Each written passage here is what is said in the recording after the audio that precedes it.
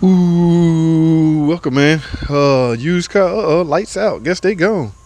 Well, instead we make a detour. We'll hang a left right here. What's going on here, guys? Typical 3.6 Pentastar. I know the first thing y'all thinking, another ticker. Nope, might not be, guys. Remember, there's a small percentage.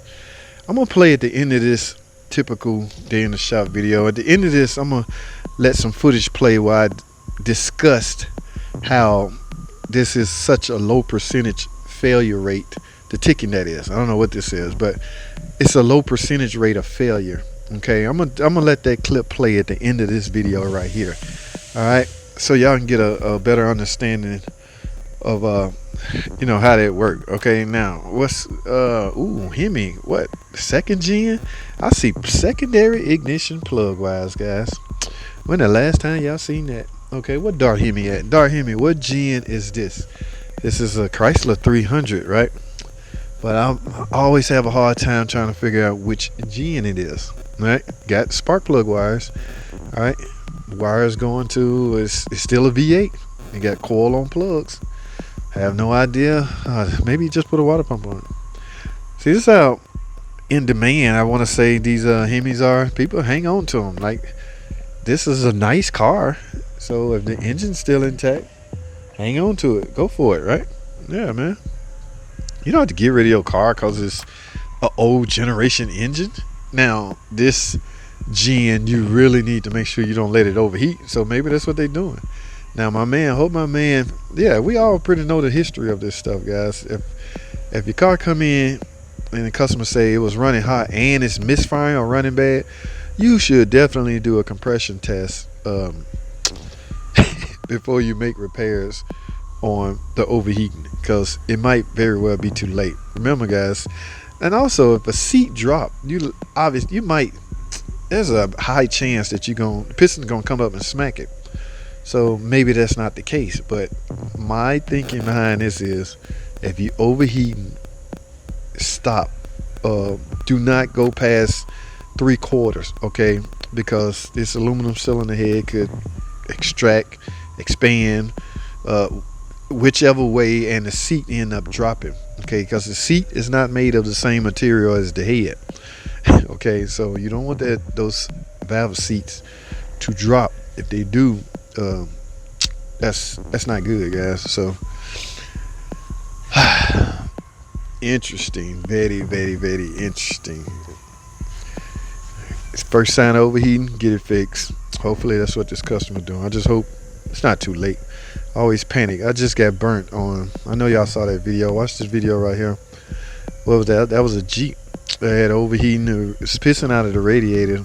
And later on the test drive, we found out that it was building up high pressure exhaust gases was entering the cooling system and really creating high pressure.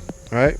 Some would say it's a blown head gasket, but we had to write up an estimate as a complete engine, but the fact that we repaired it or tried to repair, made an attempt to repair it via a new radiator, that was unsuccessful.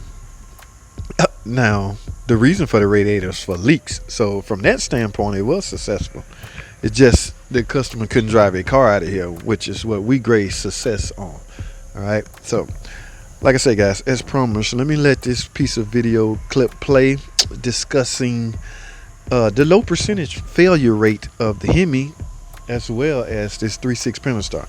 It's very low, guys. You'd be surprised. I'm gonna talk about that. I'm gonna let this video clip play right now. All right, enjoy the rest of the video. Thanks for watching. Now this dude right here, y'all see this dog bite compound, red line oil, 5W20 weight, every 3,000 miles on my 5.7 Hemi. He claimed, he says he never had any ticking issue whatsoever because of this. Now, guys, also what I want to point out on this Hemi car engine, as well as the Pentastar, is the failure rate seems like a lot, but if you want to gauge it from a percentage standpoint, it is a very low percentage standpoint. Okay, we're talking 5, 6, 7%. All right. Now, if you look at some of my videos and you see what's mostly going on in the shop, it will appear that the Hemis are a piece of junk. The Pentastar a piece of junk. They breaking down all over the place.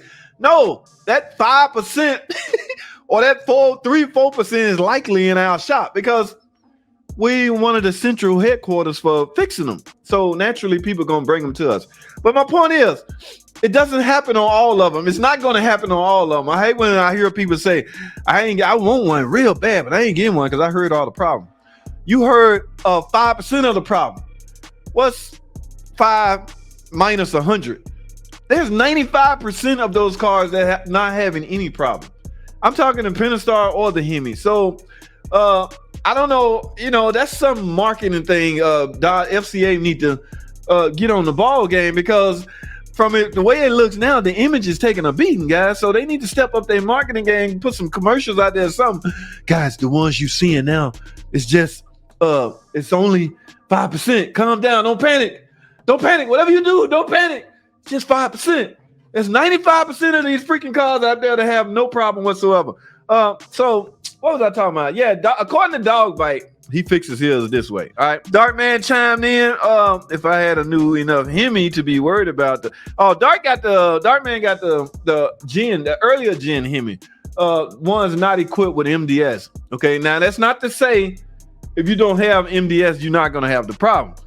And if you listen to Jesse, my dude Jesse, okay, so yeah, yes, they all will, having some issue. But Darkman got one in the earlier build. Uncle Mark chimed in. It's unfortunate that the needle bearing and lifts will pour. You never know of a problem until they have produced thousands of vehicles and they get enough miles that the item fail.